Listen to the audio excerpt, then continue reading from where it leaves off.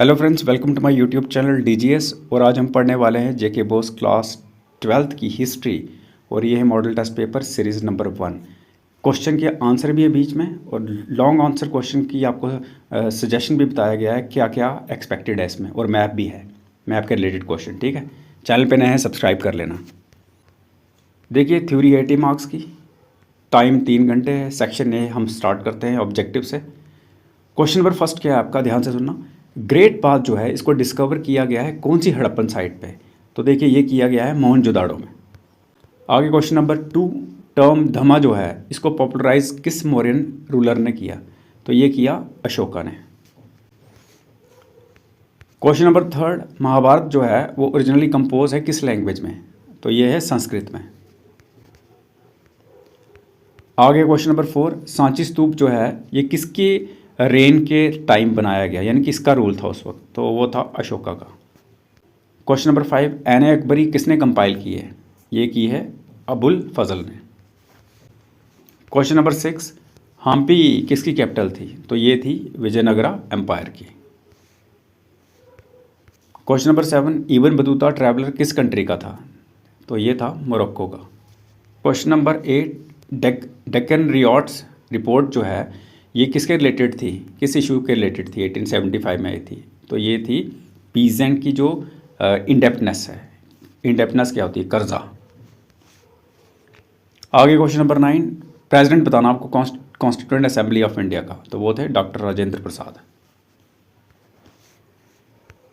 Question number 10, Gandhi ji का डांडी मार्च जो थी कौन से ईयर में स्टार्ट हुई? ये हुई 1930 में। Section B, very short answer. ठीक है, तो वेरी शॉर्ट में आपको 6 × 2 यानी कि 6 मिलेंगे आपको क्वेश्चन, और 2-2 मार्क्स के। तो देखिए, मैं आपको पढ़ के भी बता देता हूँ। क्वेश्चन नंबर 1 है, मेन पर्पस क्या था ग्रेट बाथ का मोहनजोदाड़ो में? देखिए, ये रिचुअल बाथिंग के लिए यूज़ किया जाता था और रिलीजियस सेरेमनीज़ के लिए, और ये सिंबलाइज करता था शुद्धता और सोशल यूनिटी। ठीक है, ये इसलिए यूज़ किया जाता था ग्रेट बाथ। क्वेश्चन नंबर 2, कैसे इंस्क्रिप्शंस ने हेल्प किया हिस्टोरियंस को रिकंस्ट्रक्ट करने के लिए एंशिएंट इंडियन हिस्ट्री, यानी कि उनको एंशिएंट इंडियन हिस्ट्री को कैसे उन्होंने रिकंस्ट्रक्ट किया? तो देखिए, आंसर क्या है कि इंस्क्रिप्शन रिकॉर्ड करती हैं रॉयल ऑर्डर्स।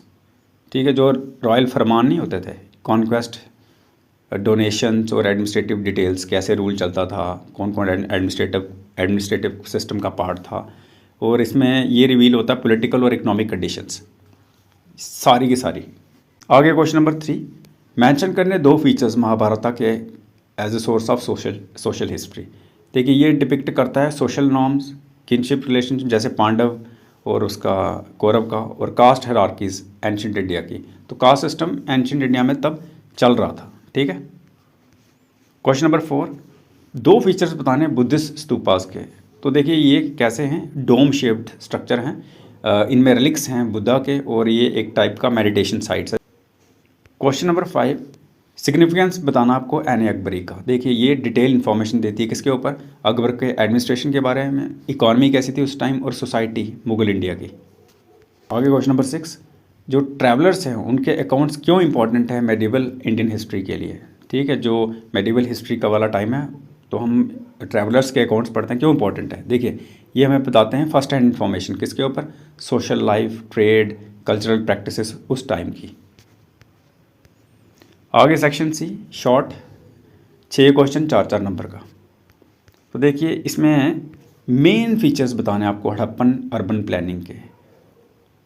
तो हड़प्पन सिटीज़ जो थी अच्छी, वेल प्लान्ड थी, ग्रिड पैटर्न्स था, ड्रेनेज सिस्टम अच्छा था, स्टैंडर्डाइज्ड ब्रिक्स थी, सिटाडेल्स थे, और पब्लिक स्ट्रक्चर्स थे। और यहाँ पर हमें पता चलता है कि एडवांस सिविक्स प्लानिंग थी उस टाइम की। क्वेश्चन नंबर 2, डिस्कस करना आपको इंपॉर्टेंस अशोकन इंस्क्रिप्शन का किसके लिए?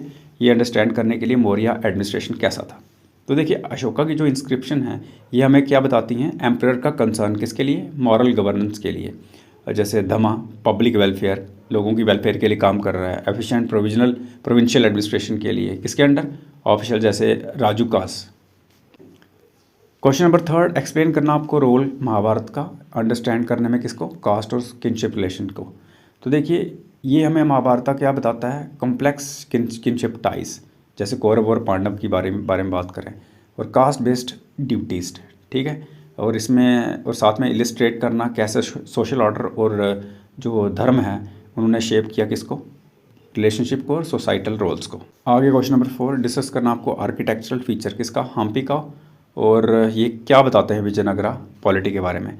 देखिए हम्पी के जो टेम्पल हैं, मार्केट्स है और इरिगेशन स्ट्रक्चर हैं, ये डिस्प्ले करते हैं एम्पायर का इकोनॉमिक प्रॉस्पेरिटी, रिलीजियस डिवोशन और रॉयल पैट्रोनेज किसका, आर्किटेक्चर का। आगे क्वेश्चन नंबर 5 आपको इवेल्युएट करना है रोल भक्ति का और सूफी मूवमेंट्स का कि इन्होंने कैसे प्रमोट की रिलीजियस हार्मोनी। तो देखिए यहाँ पे दोनों मूवमेंट्स जो है, चाहे भक्ति हो चाहे सूफी हो, इनका एक ही एम्फेसिस था किसके लिए, लव फॉर गॉड, और इन्होंने रिजेक्ट की ऑर्थोडॉक्सी। हम बोलते ना कट्टरपन, वो ख़त्म किया और फॉस्टर की यूनिटी हिंदू और मुस्लिम के बीच में किसके थ्रू, डिवोशनल पोइट्री और म्यूज़िक से। क्वेश्चन नंबर 6 आपको बताना है इफ़ेक्ट्स कॉलोनियल रेवेन्यू सेटलमेंट्स के किसके ऊपर, इंडियन पीजेंट्स के ऊपर। आंसर में देख लीजिए, पीजेंट्स जो थे उन्होंने काफ़ी टैक्सेशन मतलब कि उनके ऊपर लगाई गई और कर्जदार हो गए और हाथ से लैंड भी चला गया और जिसकी वजह से रिवोल्ट स्टार्ट हुई। आगे सेक्शन डी लॉन्ग आंसर है 8 into 3 यानी कि 3 क्वेश्चन 8 मार्क्स के। पहला क्वेश्चन कौन सा है, आपको एग्जामिन करना है सिग्निफिकेंस आर्कियोलॉजिकल एविडेंस का कि ये कैसे रिकन्स्ट्रक्ट करते हैं हड़प्पन सिविलाइजेशन को, और में डिस्क्राइब करना है कैसे डिस्कवरी और एक्सकैवेशन जो है हड़प्पन साइट्स की इन्होंने चेंज की हमारी अंडरस्टैंडिंग एंशिएंट इंडिया की। क्वेश्चन नंबर 2 डिस्कस करना आपको ट्रैवलर्स के बारे में, जैसे इब्न बतूता है और बर्नियर, तो इन्होंने कैसे कंट्रीब्यूट किया हमारी अंडरस्टैंडिंग को किसके रिगार्डिंग, मेडिवल इंडियन हिस्ट्री। और में एक्सप्लेन करना आपको मेजर थीम्स किसकी राइटिंग्स में, foreign travellers during medieval period. Analyse करना महात्मा गांधी का मेथड पॉलिटिकल मोबिलाइजेशन 1919 से लेकर 1931 तक, और में कैसे गांधी जी का आइडियाज़ जो थे उन्होंने ट्रांसफॉर्म की नेचर इंडियन फ्रीडम मूवमेंट की। आगे section E passage based question है, तो ध्यान से पढ़ना, इसको रीड करना पैसेज बड़ा ध्यान से और आंसर करने क्वेश्चन।